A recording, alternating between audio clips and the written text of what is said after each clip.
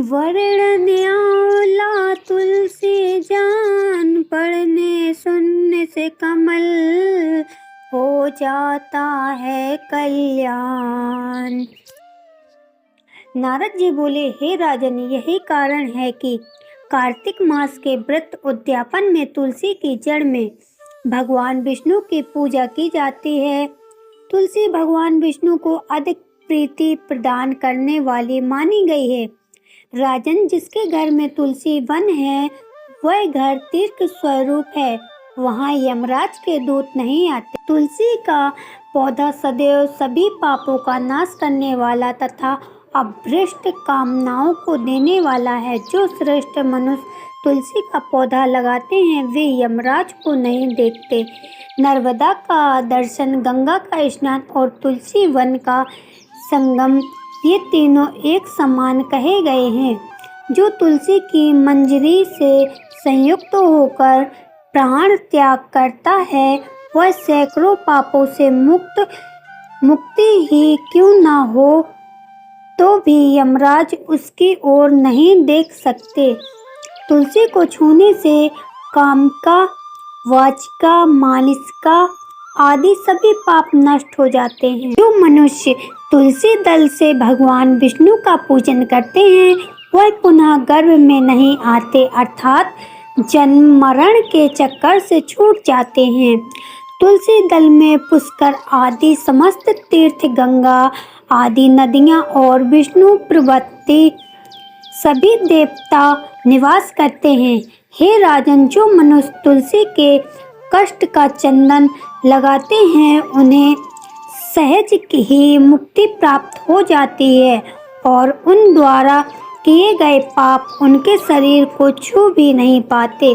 जहाँ तुलसी के पौधे की छाया होती है वही पितरों की तृप्ति के लिए श्रद्धा करना चाहिए।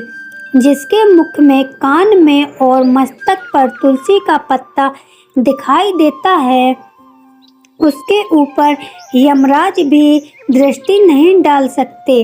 फिर दूतों की तो बात ही क्या है। जो प्रतिदिन आदर पूर्वक तुलसी की महिमा सुनता है वह सब पापों से मुक्त हो ब्रह्मलोक को जाता है। इसी प्रकार आंवले का महान वृक्ष सभी पापों का नाश करने वाला है। आंवले का वृक्ष भगवान विष्णु को प्रिय है। इसके स्मरण मात्र से ही मनुष्य गोदान का फल प्राप्त करता है। जो मनुष्य कार्तिक में आंवले के वन में भगवान विष्णु की पूजा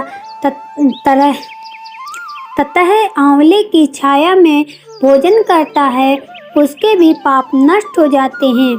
आंवले की छाया में मनुष्य जो भी पुण्य करता है वह कोटि गुना हो जाता है।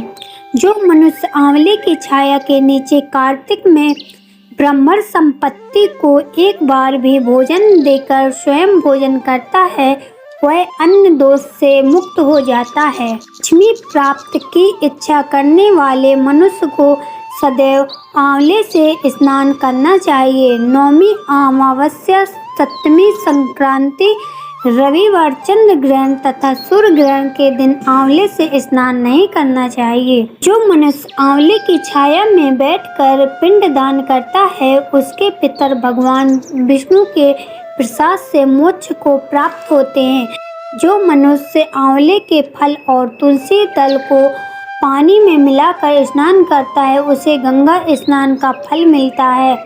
जो मनुष्य आंवले के पत्तों और फलों से देवताओं का पूजन करता है उसे वर्ण, मणि और मोतियों द्वारा पूजन का फल प्राप्त होता है।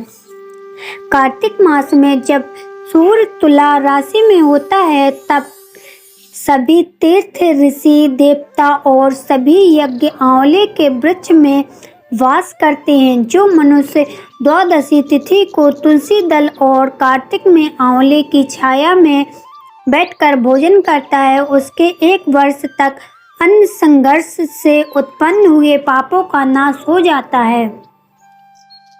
जो मनुष्य कार्तिक में आंवले की जड़ में विष्णु जी का पूजन करता है उसे श्री विष्णु क्षेत्रों के पूजन का फल प्राप्त होता है। आंवले और तुलसी की महिमा का वर्णन करने में श्री ब्रह्मा जी भी समर्थ नहीं हैं, इसलिए धाती और तुलसी जी की जन्म कथा सुनने से मनुष्य अपने भक्ति को पाता है। बोलो विष्णु भगवान की जय। वीडियो अच्छी लगी हो तो एक लाइक शेयर सब्सक्राइब जरूर करना। Bye bye.